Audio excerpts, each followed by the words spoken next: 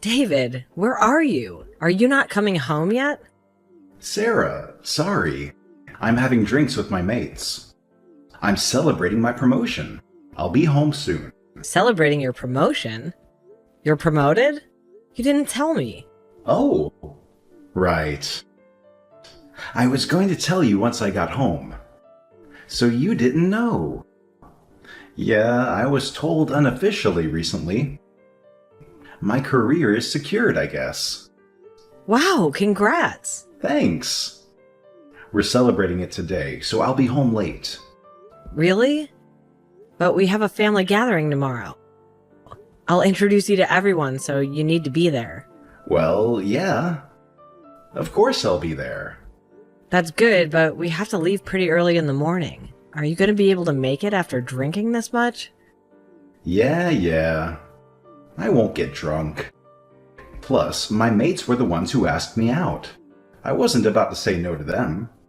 I get that, but tomorrow's gathering has been scheduled for over a month now. You could have kept that in mind and just said no. Well, don't be upset. These guys will be working for me someday. If I ever want to get another promotion, I need to build up a good relationship with these guys. Tonight could mean a lot for my career. Understand, Sarah? Listen, I'm not against drinking with your folks, but if you have an important event the next day, you should prioritize it, shouldn't you? That's all I'm saying. This is for our life. For our life? Yeah. These guys join my team, work for me. This will make my career, meaning I can support you. And if we're ever to have a family, this is not just for me only. It's for you too. Still, you should prioritize the schedule you already planned, I think. If you say no to their invitation once, it's enough for them to leave you. Doesn't that mean that they never really respected you? What's wrong, Sarah? Don't get upset like that. Why are you so serious? I'm not upset, I'm just worried. I mean, when you first met my parents, you were hungover, remember? At that time, my parents were very upset and we had to go around apologizing a million times. Remember? Yeah, that happened. My uncle, who's been taking good care of me, he's coming tomorrow. If the same thing happens again, we'll be in huge trouble. So don't drink too much and come back home already. Before going to meet your parents, I needed some drinks to relax, you know? You see, meeting your parents made me more anxious than I'd ever been, I should say. This time, it's the extended family, but they are still your family. I'm nervous. So my friends and I will go to a couple more places. And after that, I should be relaxed. And then I'll come home. A couple more places? Are you going to have more drinks? Until what time? You'll miss the train. You sure? Yeah, I'm sure. I'm not gonna miss the last train, so let me just relax for once. Drinking's the only way for me to forget things. You say for once, but didn't you just grab drinks the other day? No, you've been doing this almost every day. Am I wrong? You sure? Well, yeah. We had to apologize many times. But birthdays of my boss and my mates? I mean, I have to be there. I'm the life of the party, you know. The life of the party, huh? I know quite a lot of places, so people come to me. What can I do? If you go out this often, fine. But please come home early just for today, please. Come on, Sarah. What's wrong? This isn't like you. Tomorrow's a very important day.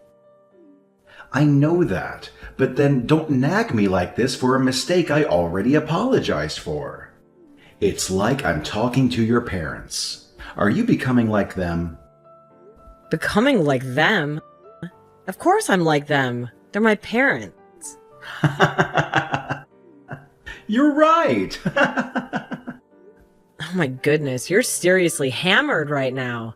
I can't believe you're still out. David, you should have gone home ages ago. Seriously, don't you understand that staying until the last train is just asking for trouble? Can you please, pretty please, just leave now? Oh, come on, Sarah. Give me a break, will you? I'm doing this for my future, okay? Can you wrap your head around that concept?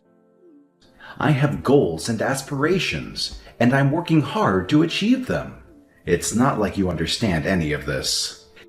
Getting hitched to someone like you is beyond stressful, so I deserve to blow off some steam and have a few drinks. What's so wrong with that? Are you going to control and take away every little thing that brings me joy? That's not what I'm trying to do here, David. It's not about me taking away your enjoyment. It's just that my parents and I want to welcome you into our family. I'm genuinely concerned that we'll be humiliated yet again if you keep showing up in such a state. I hope you can understand where I'm coming from. Oh boy, here we go again. Fine, fine. I'll catch the last train tonight and make my way home. Happy now? Can you just back off and let me handle things my way? Okay, I get it. Sorry to bother you, David. I just wanted what's best for the both of us. I'll see you when you finally decide to make your way home. Sarah, I'm sorry. I missed the last train. You promised me. You promised me you'd catch the last train. Why can't you just keep your promises? I told you. What now? My family made time for our gathering, so it's not going to be rescheduled. I'm leaving at 8 a.m. tomorrow. Can you make it? Oh, yeah. No worries. I have plenty of time. I'll take the first train in the morning. Then I should be able to make it, right? It'll be fine. First thing in the morning? I don't think you'll catch it. I can. Well, just in case, why don't you just come back home now? By cab. Well, I paid almost everything tonight, so I wonder if I'll have enough to ride a cab. I don't think so. And I had too much to drink. I'll get sick in a cab. I'll rest somewhere and then head home. I can pay for your ride when you get here. Throwing up in a cab is the most humiliating thing in the world. No cab. Okay. Wait a second. Leaving at 8 a.m. Isn't that too early? Are we really supposed to meet up that early? My family members are quite busy. They try hard to keep a schedule for meeting us. And this is the only time that everyone was available. I've tolerated your drinking enough. Right? So I'm asking you to be there on time for this one gathering. Okay. Don't get upset, okay? I'm not upset. I'm just uneasy since you didn't come back home. I'm telling you, I'll be home, taking the first train in the morning. Trust me. You told me that you'd take the last train home. My bad. The first train in the morning. That's it. Trust me, please. Can you promise me one more time? I mean it, David. Don't be late under any circumstances. I'm doing this for you, you know. Geez, Sarah, you don't have to keep repeating it. I got the message, okay? I'll make sure not to be late. But hey, you should go to bed now. If you look tired tomorrow, your family and friends might start pointing fingers and say it's all my fault. All right, I'm headed to bed. Just make sure you catch the first train, okay? Yeah, I promise. I'll even go with one of my mates and spend the entire night drinking so I won't accidentally sleep through the train's arrival. That way, there's no chance of me missing it, right? Oh, come on, David. That's not exactly what I had in mind. But if you're going to be up all night anyway, I guess it's fine. I just really don't want you to drink any more than you already have. All right. Once I'm on the next train, I'll shoot you a text. You'll probably still be sound asleep, so don't worry about replying to it. I just want you to know I'm on my way. Okay, fine. Well then, good night, David.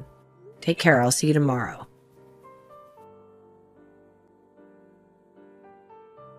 David, it's 6 a.m. already. First train should be running. Are you on it? I thought you texted me. Hey, if you're up, text me. David, are you still sleeping? It's 7 a.m. now. You should be heading home by now. Otherwise, you'll be late. Hey, David, where are you? David! I'm sorry, Sarah. I fell asleep. I might still be drunk now, too. I'm so sorry. I'll hurry to go home. Sarah, are you mad? My bad. I couldn't read your texts. I was gonna wake up. You know that, right? Where are you? Still home? Please be ready with my clothes and we can leave right away. Sarah? Text me back. Forget about it. I'm on my way. I'm sorry. I woke up at 6:30 once. I did, really. But I fell back asleep. I'm hurrying up now. I hope I can make it. No, I will make it in time. No need. Huh? You don't have to come. Oh, don't say such a thing. I'll be quick. No, have another drink. Enjoy the day. Who is going to drink this early in the morning? Come on, don't be mad like that. We could still meet your family. If we argue, they'll wonder if we're like this all the time. Oh, you say things like that now, but you didn't get home on time. Nope, you didn't even bother. You don't have to come. I don't need you. Hey, watch your mouth. Fine. If you say so, I won't come. It's just a family gathering. You could have just showed up by yourself from the beginning. David, I can't stay with someone who keeps breaking promises like this. What are you saying all of a sudden? I want to call off our engagement. What are you saying? Why is your family talking you into this? No. I was determined to break up with you. If you didn't come back home as you promised. What? I packed up all my stuff yesterday. I moved out of our apartment already. Hey, you can't be serious, Sarah. I'm serious. At today's gathering, I'll tell everyone about this broken engagement. Stop kidding. Sure, that'll get everyone's attention, but they'll just be shocked. No one's gonna laugh at your joke. It's not a joke, so they don't need to laugh. Surely they'll be surprised, but they'll understand knowing you. Seriously?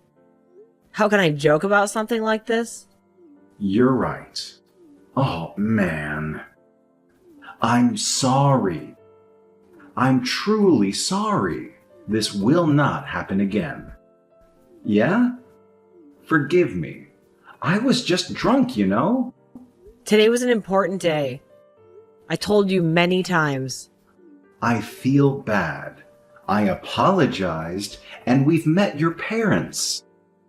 It's not easy now to break the engagement. It would be so embarrassing. Keep your temper. Right, Sarah? I can't. I've tolerated you enough. You've abused me mentally. You've cheated on me many times.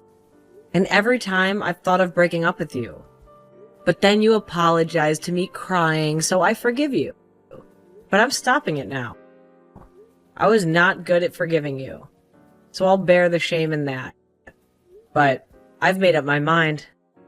I can't stay with you. This is over. Even if I apologized this much? Yes, I can't do this. Oh my God. Enough. Don't get cocky. I'm apologizing, and you crossed the line.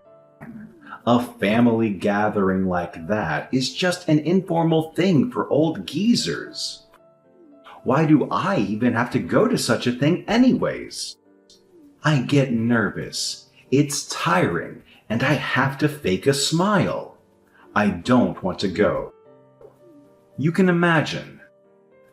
For you, it's your family. But for me, these guys are nobody. Your family is nothing to me. Can't you see? You could have been thoughtful about things like this. I attended all your family's gatherings. All of them, and I never complained. And I was never late. Am I wrong? They're no one to me, but I faked a smile to act like your ideal wife. You know, Sarah, it's a woman's job to give the man what he wants. That's your purpose, right? Wait, hold on a second. Are you being serious right now? You can't honestly believe that, can you? Well, all the women around me seem to behave that way. It's only you who has ever complained about it. Maybe it's time for you to grow up and see things differently. I can't believe what I'm hearing. If that's truly how you view relationships and women's roles, then I don't think I can marry you. Fine, have it your way. I'll find someone else to replace you easily. Don't worry about me, Sarah. You'll regret this stupid decision you're making. Breaking up with me just after I got promoted. Don't think you can come crawling back to me when I'm rich and successful. When I'm even further promoted and famous, everyone will be watching. So don't even think about stalking me or threatening me to start over with you. I won't be able to deal with it. Just remember, Sarah, fame changes things. Bye-bye. Sarah, it's been a while. It's me. Can we talk? Well, I hurt you very much, and I'm sorry about it. I truly am sorry. So, can we get back together, please? You're all that I have. I realized. Please, Sarah, reply to me. What? We broke up. Broken engagement. You know what that means. It's too late to apologize. Now back off. Besides, I thought you wouldn't want to get back together with me. I'm so sorry. I had no idea that you were the niece of the CEO. Yeah. The CEO announced my demotion today, and I'll be sent to a remote office. And? I asked for a reason, and he told me that you're his niece, and I said something bad to you. Well, it's true, isn't it? And I've told you many times my uncle, who's very important to me, was coming. So you better be there. And still, you chose not to come. Why didn't you tell me that the CEO is your uncle? If I knew, I wouldn't have gone out for a single drink. I would have attended. I'd be there no matter what. Bullshit! If you knew I was related to the CEO, you wouldn't go drinking? You'd attend the gathering? Of course. Of course I put you at the top of the list if I knew. How could you not tell me? Well, my uncle and aunt have no children. They couldn't have one, but they liked taking care of kids. And after I was born, they treated me like their own child. They were there for me during everything. And they didn't miss it to celebrate any occasion, even though they were so busy. And when my uncle found out that I was getting married to one of his employees, he was happy and he promoted you. I didn't know. I thought this was on my results. My uncle likes surprising people. He told me not to tell you because he wanted to surprise you at the gathering. So that's why I didn't tell you. Oh boy. But you didn't show up at the gathering, of course. I told everyone the reason why. You. How could you? I told them about the engagement, about the mental abuses, and about cheating all of them. And they listened to me. I could barely breathe. I was so emotional at the end, but everyone stayed by my side. Of course, my uncle too. He was very mad, and said that he was ashamed, and that he appointed you to take the lead. He regretted promoting you. And then I showed him all of our texts crying. What? All of them? Yes, I did, all of them. And then my uncle was getting ready to punish you. Send you to work on a remote island. No way. Sarah, please. I'll change. You'll change? Why? Why? Because I want to start over with you. I'm asking. It was my fault that I ignored you and went for drinks. You have nothing to be blamed for. Okay. And what do you want me to do? Can you call your uncle and tell him that I'll be different and that I'll take care of you? And that I should keep my promotion because we're getting back together. Please. I still love you. It's true. Believe me. So please ask him not to punish me. That's what you want. You don't care about my feelings. No, that's not true. I love you. You wouldn't be able to get a promotion without me. How funny. I'm begging. I'll change if you want. I'll kneel down to apologize. Please come back to me. I could do this for you. From now on, it'll be different, and you'll be my top priority. And I'll listen to you alone. Please. Be different, you say. But can you really be so different from now on? That's really something that can be so different this easily. Maybe you don't remember all the other times that you said you'd be different and failed, since you're so different now. Sarah, I am not bullshitting you. My life depends on this.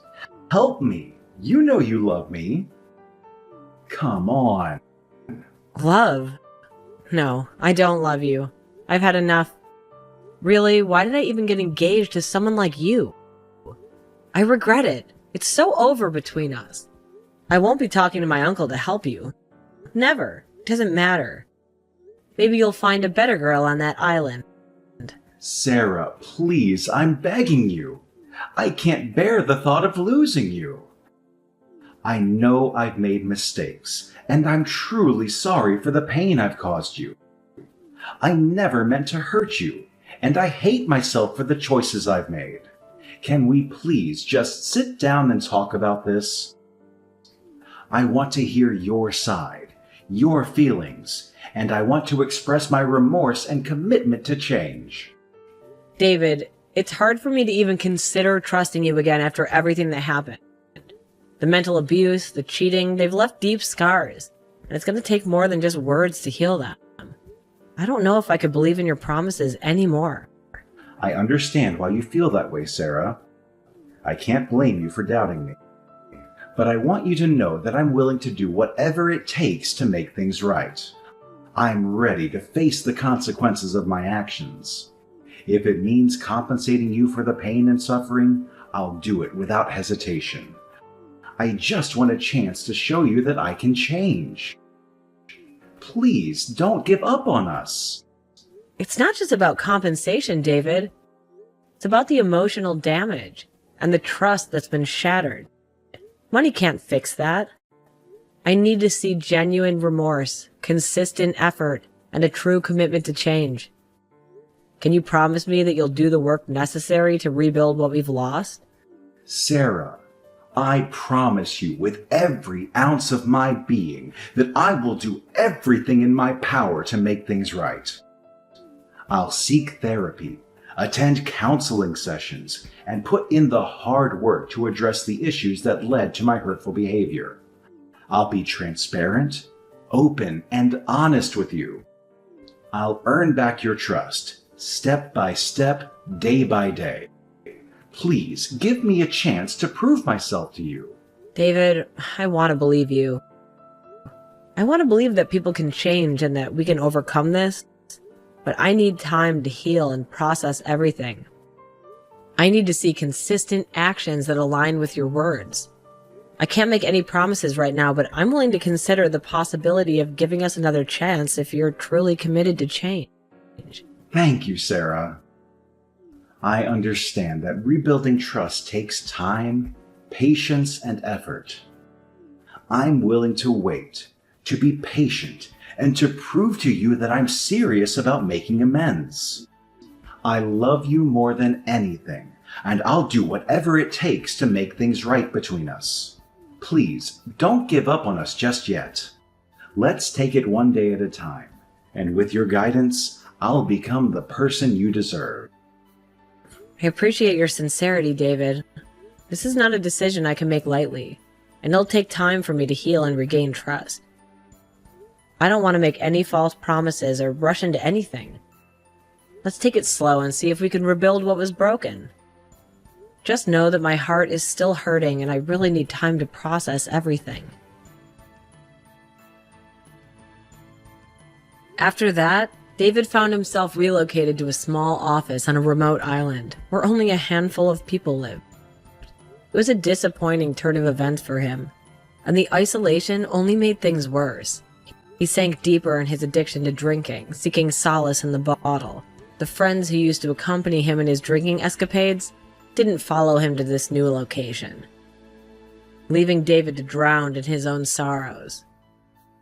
The office itself, though, small and tucked away on a remote island, still belonged to my uncle's company. This meant that David had to be on his best behavior at all times. If business wasn't going well, or if someone complained about him, he knew that even more severe punishment awaited him. It was a constant pressure that hung over him, leaving no room for relaxation or indulging in those little drinking parties that he used to be a part of his regular life. As for me, after the breakup with David, I found solace in the company of a kind of gentleman whom my uncle introduced me to. He was a stark contrast to David in every way. He was reliable and kept his promises. Unlike the broken promises I'd grown accustomed to, he had no interest in alcohol, and he was content with his position, having joined the company to challenge himself rather than seeking promotions. People at the company respected him greatly due to his strong work ethic and integrity. I tried to convince him to go out with his colleagues to socialize and have a drink or two, but he always preferred staying home. He rarely ventured out. But whenever I shared my excitement about restaurants I saw on TV, he would gladly take me there, showing that he cared about my happiness. And so I find myself finally living a happy life with someone who genuinely cares about me. It's a refreshing change from the tumultuous relationship I had with David. With my new partner, I feel loved, respected, and supported. It's a stark contrast to the uncertainty and emotional roller coaster that characterized my time with David. I'm grateful for the stability and happiness I've found, and I look forward to building a future together.